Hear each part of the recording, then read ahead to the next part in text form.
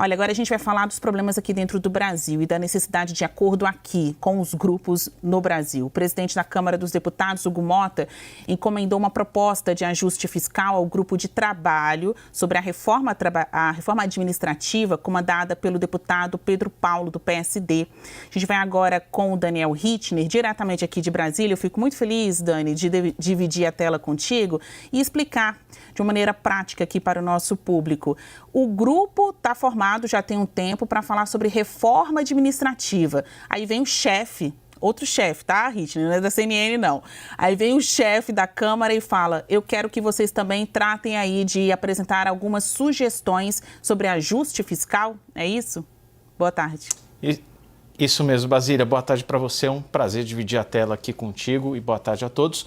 Basília, esse grupo de trabalho sobre reforma administrativa foi criado oficialmente na quinta-feira agora. Ele tem 14 deputados e um coordenador dos trabalhos todos que ficará de apresentar um relatório final, uma proposta de projeto de lei, proposta de emenda à Constituição sobre reforma administrativa, que é um tema que o último presidente da Câmara, Arthur Lira, tentou emplacar, não conseguiu.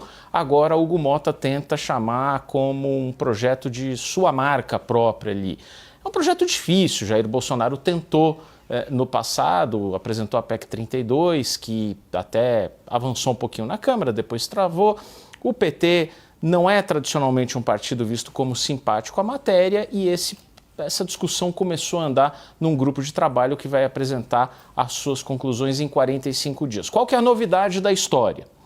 Diante da confusão que a gente está vendo com a alta do IOF, uma reação muito forte do setor produtivo e de um amplo apoio entre frentes parlamentares, 12 ou mais que já se manifestaram ali pedindo a revogação do IOF e apoiando um projeto de decreto legislativo para assustar a medida do governo, o que aconteceu? E aí é a grande novidade. O presidente da Câmara, Hugo Motta, ligou para o coordenador do GT da Reforma Administrativa, deputado Pedro Paulo, e disse o seguinte: Pedro, eu tinha te contratado para pensar a reforma administrativa. Agora eu vou aditivar o seu contrato. Eu quero que você me entregue também medidas de ajuste fiscal. Pedro Paulo imediatamente está colocando ali a cabeça para funcionar, colocou esse assunto já em debate no grupo e fala em 3 medidas que podem prosperar. Ele não está cravando, mas está colocando já para discussão.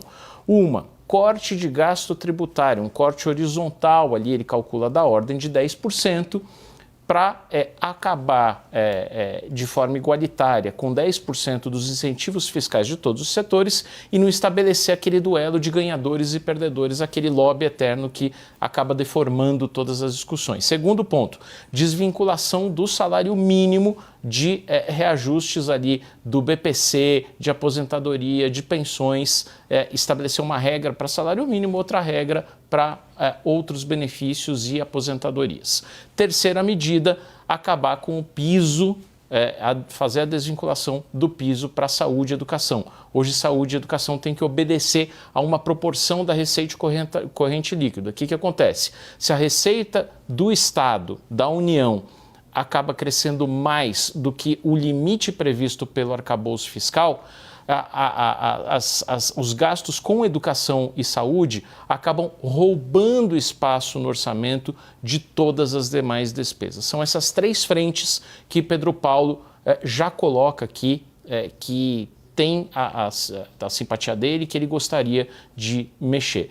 Tudo isso num contexto em que o governo se comprometeu a apresentar em 10 dias uma alternativa para o IOF. O que a gente pode deduzir disso tudo? Hugo Motta e um grupo da Câmara dos Deputados, no qual o presidente da Câmara tem bastante confiança, um deles é o coordenador Pedro Paulo, já estão preparando ali uma resposta para o caso de o governo não apresentar essas alternativas.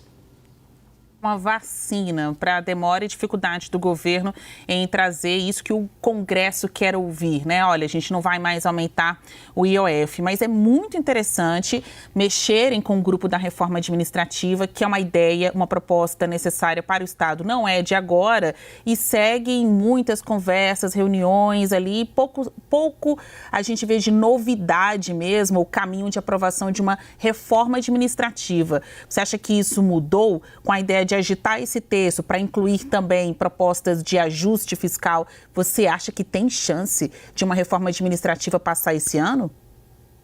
Basília, 2025, já meados de 2025, com um ano de governo e Câmara, Congresso funcionando, porque depois todo mundo só vai fazer campanha para a eleição, é claro que é bastante difícil, eu diria, extremamente improvável que isso passasse.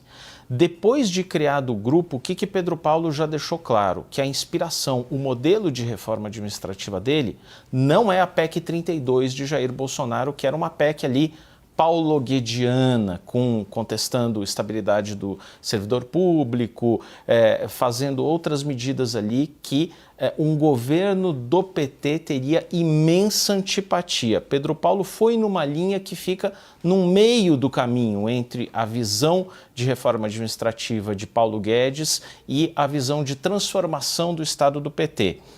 Com essa agenda e com a necessidade, com a pressão da sociedade, do empresariado, por responsabilidade fiscal, por medidas de ajuste, eu diria que o que era extremamente improvável ficou difícil, desafiador, mas não dá mais para descartar, porque a Câmara quer dar uma resposta a essa agenda fiscal que imputa o governo de estar negligenciando.